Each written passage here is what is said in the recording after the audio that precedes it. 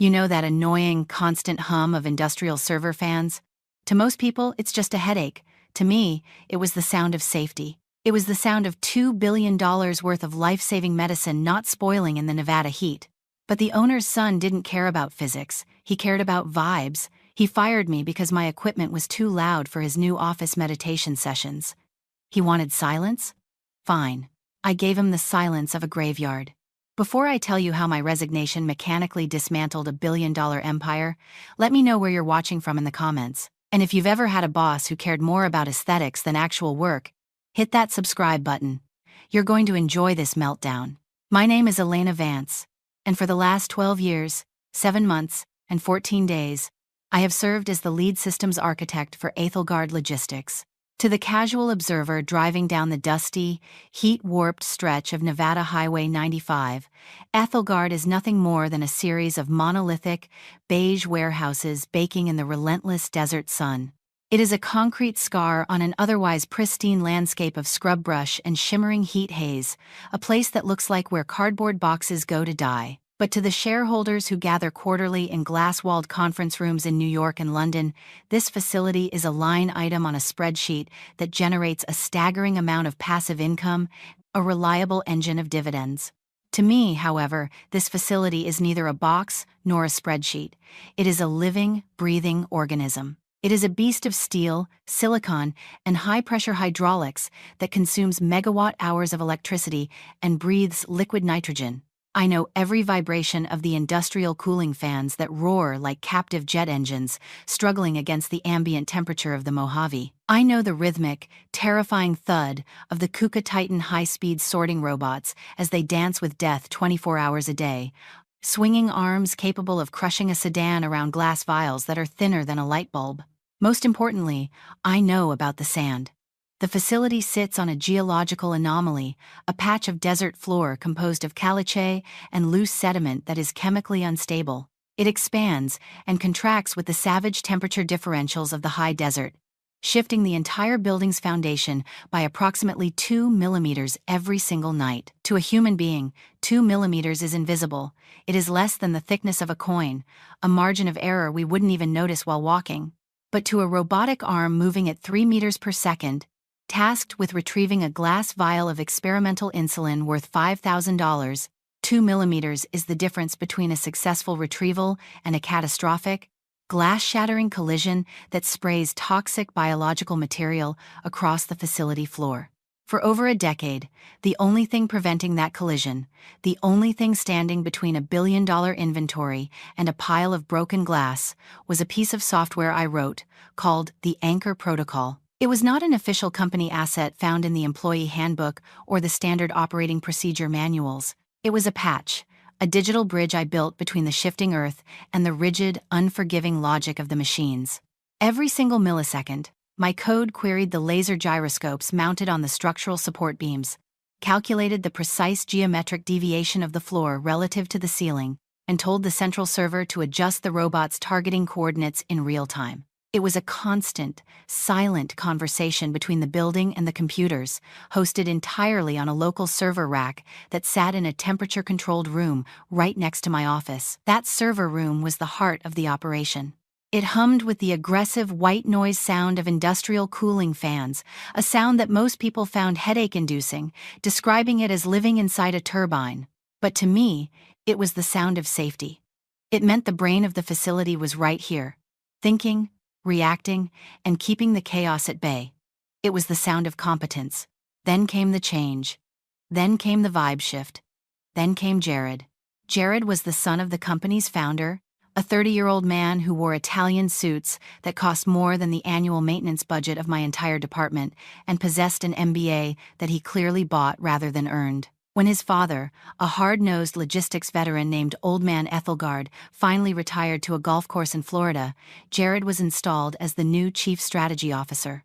He brought with him an entourage of young, inexperienced consultants, but the most prominent member was Sienna, his fiancée, and the newly appointed chief happiness officer. It was a title that sounded like a bad joke, but she took it with deadly, terrifying seriousness. Sienna was a workplace aesthetic consultant by trade, specializing in making offices look like Scandinavian furniture catalogs while ignoring how actual work gets done. She believed in feng shui, open floor plans, and positive vibrations, none of which help when you are trying to keep cancer drugs stable at -20 degrees Celsius. The first time they walked into the operations center, the air pressure in the room seemed to drop, sucked out by the vacuum of their collective ego. I was in the middle of a critical operation, monitoring a shipment of experimental mRNA vaccines destined for a research hospital in Seattle. The screens in front of me were a wall of scrolling data, a waterfall of red and green lines indicating temperatures, humidity levels, robotic arm velocities, and server load. Jared stood in the doorway, wrinkling his nose as if he had smelled something rotting. He wasn't looking at the efficiency metrics on the wall, which were currently running at a record high. He was looking at the server room behind the heavy glass partition, where the fans were roaring their comforting song of thermal management. He didn't ask questions, he issued verdicts. He complained about the noise, describing it as an assault on his ability to reach a flow state. He looked at the flashing lights of the server racks not as the brain of the facility, but as a waste of electricity. Sienna stood beside him, holding a tablet that displayed a mood board of soft pastels and open spaces. She looked at the heavy machinery with genuine disdain, viewing the industrial aesthetic as aggressive and chaotic. She spoke of pivoting the company culture toward mindfulness, arguing that the roar of the cooling fans was bad energy, unsustainable for their carbon footprint and their vibe. I tried to explain the physics. I tried to tell them that the noise was the sound of uptime, that the clients paid for cold precision, not zen. I explained that we stored deadly pathogens and life-saving cures, and that if the vibe became warm, people would die. But Jared dismissed my concerns as legacy thinking. He saw me as a relic of the hardware era, someone obsessed with metal and wires when the world was moving to the cloud. He proposed migrating the entire control system to a remote server to reclaim the square footage for a decompression lounge. The dread I felt wasn't for my job, it was for the structural integrity of the operation. I explained that the anchor protocol required a latency of less than 1 millisecond to adjust for the foundation shift, a speed only possible with a physical, copper wire connection. I told him that moving the brain to a data center in Virginia would introduce lag 40 milliseconds of delay that would render the robots blind. But Jared waved away the laws of physics as if they were merely technical hurdles to be overcome by positive thinking and fiber optics. He accused me of hoarding knowledge and resisting transparency. The decision had already been made. A third-party firm, Cloud Horizon, had been hired to handle the migration. I was given 3 days to clear out the server room. For the next 3 days, I fought a silent war, using data as my ammunition. I compiled reports detailing the catastrophic risks, highlighting the sections on thermal expansion and geological drift. I left them on Jared's desk, only to find them later in the recycling bin, unread and stained with coffee. I tried to reason with the young consultants from Cloud Horizon, who looked at the facility's specs and turned pale, realizing the danger, but too afraid of losing the contract to speak up. In the corporate world, truth is often the first casualty of ambition. Jared wanted to cut costs to boost quarterly earnings. He didn't care about the engineering reality, he cared about the spreadsheet. On Friday afternoon, the inevitable summon arrived, a calendar invite for an exit interview in the HR office. There was no agenda, but the writing was on the wall. I spent my final hour in my office securing my legacy. I did not sabotage the system. I did not plant a virus. I simply accessed the directory for the Anchor protocol, a piece of software I had developed on my own time years ago. I had a signed agreement from Jared's father acknowledging it as my personal intellectual property. I typed the command to encrypt the source code and move it to my external drive. Then, I wrote a simple script that would revert the robotic control system to the manufacturer's default settings once my biometric ID was removed from the active user list. The default settings assumed a stationary floor, a world that did not exist in the shifting sands of Nevada. The meeting in HR was a formality of execution. The room smelled of vanilla and fear. Jared sat behind his desk with the smug satisfaction of a man who believes he is trimming the fat, while Sienna practiced her sympathetic nod. They offered me a severance package, 6 months of salary contingent on signing a non-disclosure agreement and a non-compete clause. It was a gag order designed to buy my silence when the inevitable crash happened. I refused.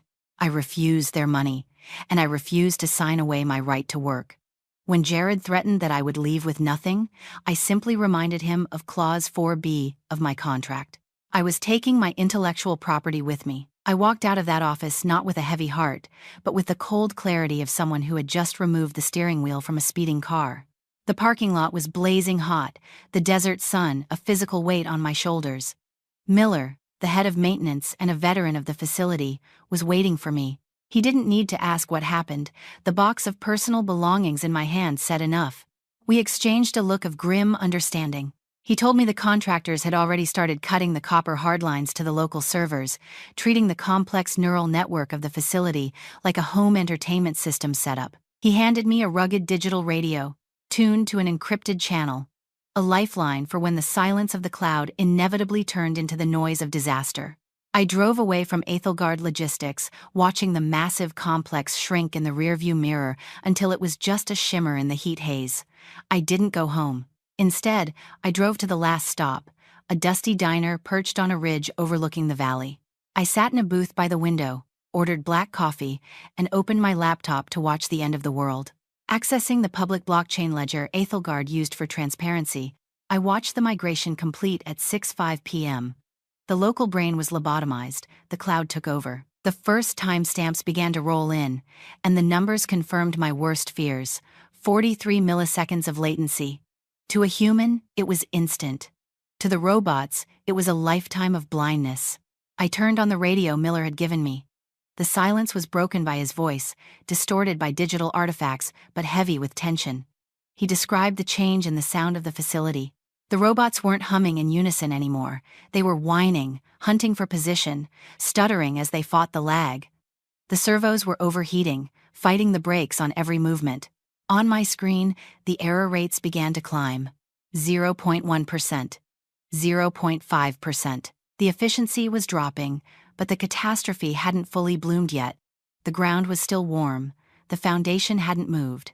I watched the sun set, painting the sky in violent shades of orange and purple. Down in the valley, the warehouse lights flickered on, a glowing jewel in the darkness. But inside, physics was preparing its rebuttal. As the desert air cooled, the steel beams contracted. The concrete slab began its nightly crawl 2 millimeters to the left. The cloud map, static and unchanging in a server farm in Virginia, remained convinced the building was stationary.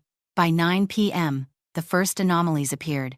Pallets were being flagged as misplaced. The robots were reaching for shelves that were no longer there, missing by a fraction of an inch. Miller reported via radio that the cleaning bots were sweeping empty air, trying to clean up broken glass that existed in reality but not in the cloud's outdated map. The Dunning-Kruger effect had been weaponized. Jared and his team didn't know enough to understand how blind they truly were. Midnight brought a 15% error rate and the beginning of the financial bleed, but at 2 a.m., the thermal contraction hit its peak. This was the moment the anchor protocol usually took over, aggressively rewriting the grid to match the warped floor. Tonight, there was no anchor. The radio chatter turned frantic. Miller reported Unit 7, a massive lifter in the cold zone, stuck in a feedback loop. It was slamming repeatedly into a rack, acting like a battering ram against the steel supports. The emergency stops had been bypassed in the software upgrade, centralized to a dashboard that no one was watching. I watched the data stream for Unit 7 go dead, followed immediately by a cascade of collision errors. The rack had collapsed. Miller's voice was shaking as he confirmed the worst. The collapse had taken out the liquid nitrogen distribution manifold. A cloud of freezing gas, -196 degrees Celsius, was expanding across the floor, blinding the sensors with white fog. The cloud server, interpreting the loss of signal as a simple connection error, ordered the robots to home to return to base. But they were blind, sliding on a floor rapidly turning to ice. They began to tear each other apart. From my vantage point in the diner, I saw the blue flash of an electrical explosion illuminate the warehouse windows, followed by another. The fire suppression systems triggered, dumping water onto the nitrogen, creating an impossible terrain of ice and wreckage. My phone buzzed on the table. A blocked number. I let it ring. Then again. Finally, a voicemail. I played it on speaker. It was Jared. His voice was stripped of all arrogance, high and breathy with panic. He was begging. He admitted the dashboard was red, the cameras were white with fog, and the tech team was helpless. He asked for the anchor protocol. He offered money. He pleaded for me to pick up the phone. I took a sip of my cold coffee. I didn't call back. The code was encrypted in my bag, but it was useless now. You cannot calibrate a robot buried under 10 tons of twisted steel. Logic had finally caught up with them. The meltdown had begun, ironically, by freezing everything solid. I watched the emergency lights snake their way toward the facility from the highway, a funeral procession for a billion-dollar mistake. The ground had moved, and Ethelgard Logistics had refused to move with it. Delaket kwa kimtra. Audit va fien ban chin sua. Marong kwa gi duan 4 to 5. Fun 1. Bao kao kiemtra. Audit report. Toi da ras so wat van ban du a trans 6 tio chi ban yoko. 1. Chinta and Ngur Fab. Spelling and grammar. Hein trang. Van ban go katot. Tunyen kamot so loi nyove do ko, do fai trong ko fuk. Vamot so tu dung chuadat giavi du. Dung noise lap lai nyo lun. Sua. Nang kap tu vung dung cacophony. Industrial symphony. Resonance. De tron lap. Jin lai ko tu ko de yu kien de tang tin tuit fuk. 2. Do tu nyen, and jiong mi. Naturalness and American voice. Hien trong, don hoi thoi vai ong chu tich, Arthur hai kich, too dramatic. Trong thuk te kin dong mi. Ka kuk goi hung huang thung lan lung. Ngan gon va tup trong vau trach niem fap li. Liability hon la kam zuk. Suya, deo ching giong diu qua Arthur, than lan lung, kam chiu va tin tuan hon.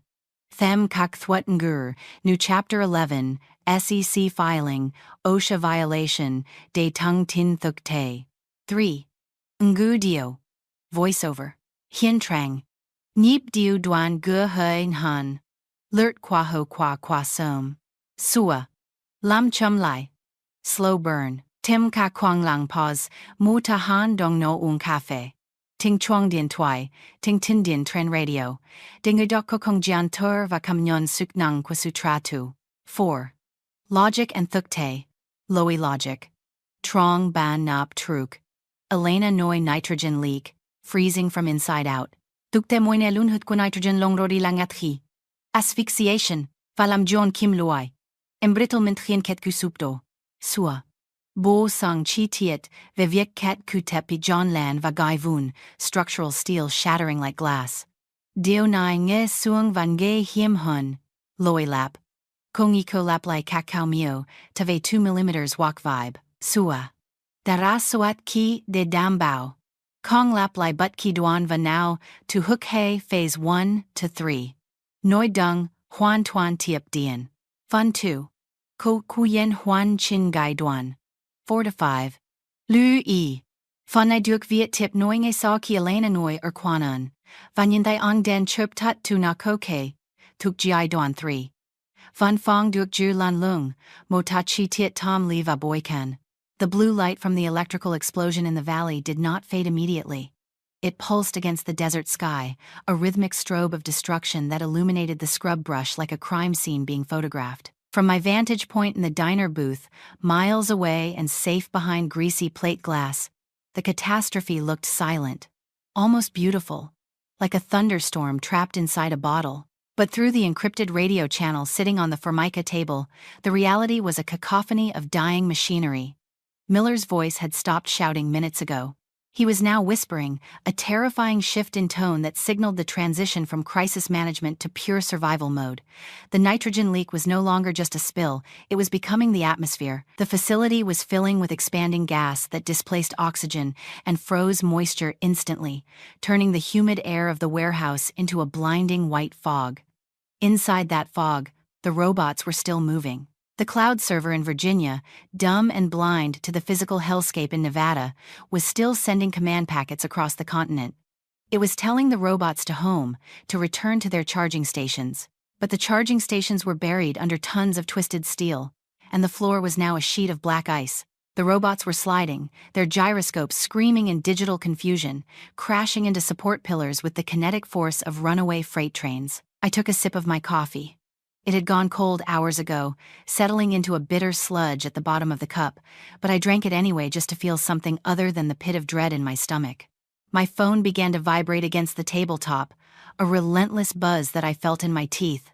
The screen lit up with the name Jared Aethelgard. He was calling for the 5th time in 3 minutes. I watched the screen glow, casting a harsh light on the untouched pie in front of me. I let it ring. I watched the name fade, only to be replaced seconds later by a text message preview that scrolled across the locked screen. System failure. Can't override. Need the key. Name your price. Please. I stared at the words, feeling a profound sense of detachment. He still didn't understand. He thought this was a negotiation.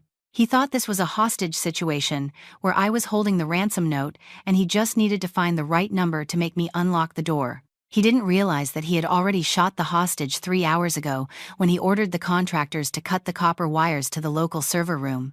There was no key. There was no price. You cannot pay a bribe to the laws of thermodynamics, and you cannot negotiate with a structural collapse. Then, the phone screen changed again. The name Jared was replaced by Arthur Aethelgard, the chairman, the father, the man who had built this empire from a single refrigerated truck and a predatory loan, the man who had retired to Florida and handed the keys to his son with a warning I doubted Jared ever listened to. I looked at the phone. I respected Arthur. He was a brute, a shark in a tailored suit, but he understood the grit. He knew that logistics was not about clouds or vibes. It was about moving heavy things from point A to point B without breaking them. I picked up the phone. Elena. Arthur's voice was gravel and smoke. It lacked the high-pitched panic of his son, but it was heavy with a terrible, crushing realization. Jared tells me the dashboard is red. He tells me the cameras are showing nothing but white. He says it's a glitch. What is actually happening in my facility? Jared is partially correct, sir, I said, my voice steady, stripped of any emotion, staring out at the distant smoke rising from the valley. The dashboard is red because the inventory is destroyed. The cameras are white because a main liquid nitrogen line ruptured in Sector 4 when a robot collided with the support rack. The facility is currently freezing from the inside out. The fog you are seeing is the atmosphere liquefying. The structural steel is undergoing embrittlement. It's shattering like glass. There was a silence on the other end, a silence so deep I could hear the hum of the air conditioning in his Florida study thousands of miles away. I could hear the ice clinking in a glass. Fix it, Arthur said. It wasn't a question. I don't care what he did. I don't care about the argument you two had. Get down there. Override the system. I will wire $5 million to your Cayman account within the hour. Just stop the bleeding before the feds get involved. $5 million. It was enough to retire. It was enough to buy an island and disappear. For a split second, the engineer in me twitched. The reflex to solve the problem, to patch the leak, to save the machine. But then I looked at the live data stream on my laptop. The error rate was 100%. The thermal sensors were offline. The structural integrity warnings were flashing a critical failure code I hadn't seen since the simulations we ran a decade ago.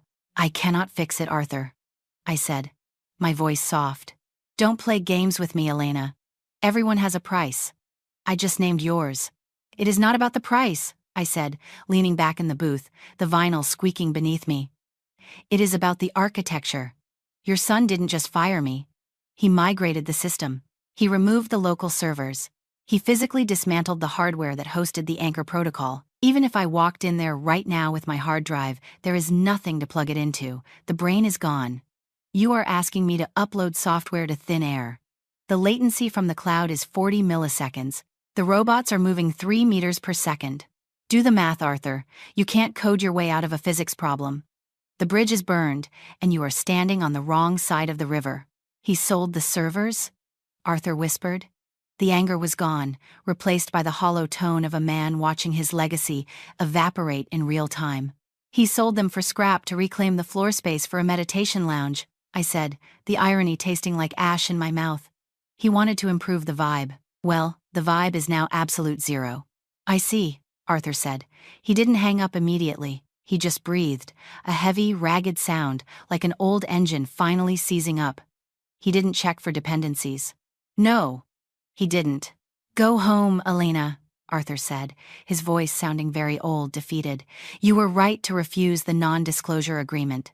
You are going to need your own lawyer when the federal investigators arrive. I won't stop you from testifying. In fact, I might need you to. Thank you, Arthur, I said. I'm sorry it ended this way. "It didn't end," he said darkly. "It was murdered." The line went dead.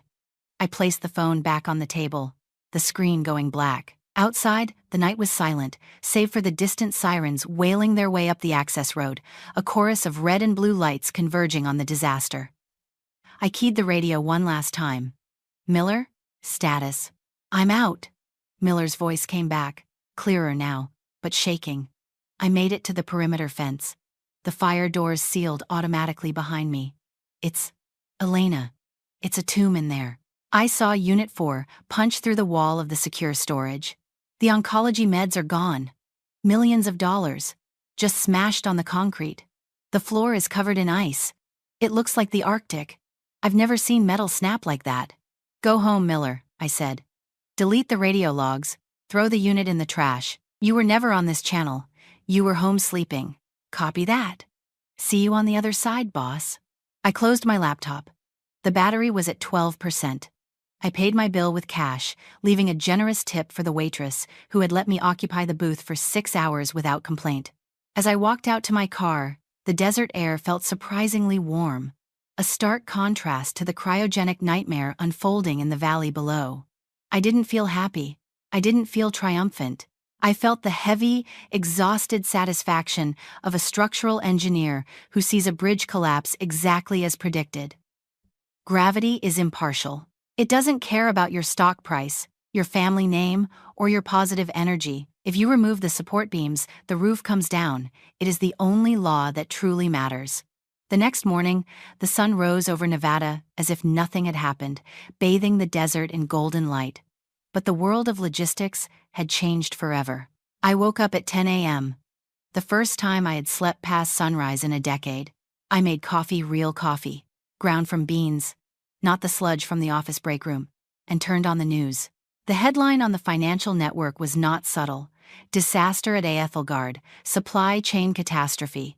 The aerial footage from the news helicopter showed the facility surrounded by fire trucks, hazmat teams, and black federal SUVs. The roof of Sector 4 had partially collapsed, unable to support the thermal stress of the rapid freezing and subsequent structural failure. White vapor was still seeping from the cracks, a ghostly reminder of the nitrogen leak.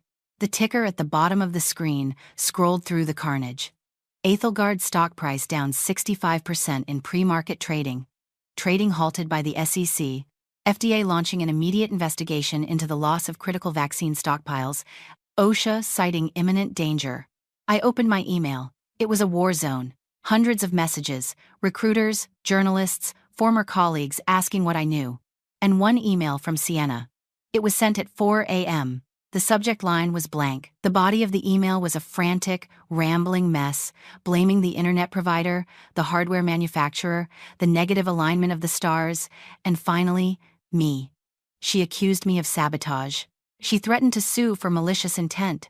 It was the lashing out of a drowning narcissist. I dragged it to the trash folder without replying. Her career was over.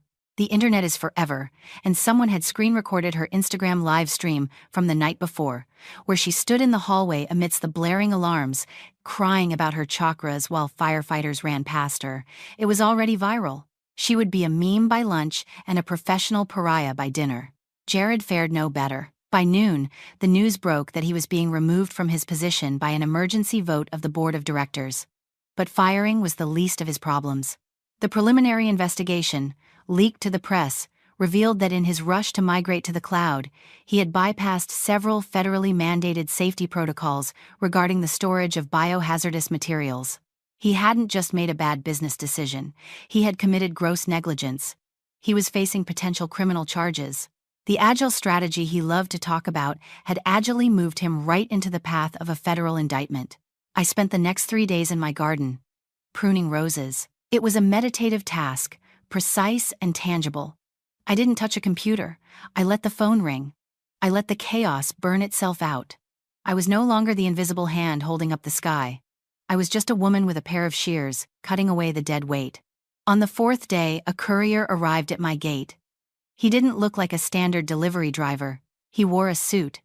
He handed me a thick envelope made of heavy, expensive paper. It wasn't a subpoena. It was a job offer. The return address was Ironclad Logistics. Ethelgard's largest and most aggressive competitor. They were known for being ruthless, efficient, and entirely focused on hardware. They didn't have chief happiness officers, they had engineers. The letter was signed by their chief executive officer, a man named Marcus Thorne. It was brief. Miss Vance, we know what happened. We know you built the Anchor Protocol. We know they ignored you. We are currently acquiring the assets of Ethelgard at a liquidation auction. We are buying the shell, but we need the brain. We want you to rebuild it. Correctly. Enclosed is a contract. The salary field is blank. Fill it in. We will see you on Monday. I looked at the blank line. I thought about the 12 years I had spent sleeping under my desk.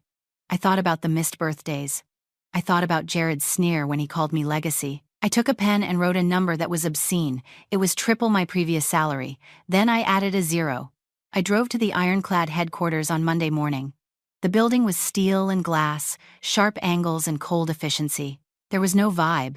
There was just the hum of competence. I was ushered into the boardroom where Marcus Thorne sat waiting. He was a man who looked like he was carved out of granite, wearing a suit that was tailored for war, not for fashion. "Miss Vance," he said, not standing up. "You asked for a lot of money." "I asked for the cost of avoiding a $2 billion meltdown," I said, placing the contract on the table. "That is a discount." Thorne smiled. It was a terrifying expression. "Fair point." We reviewed the wreckage of the Ethelgard facility. The forensic engineering team said it looked like the robots had a seizure.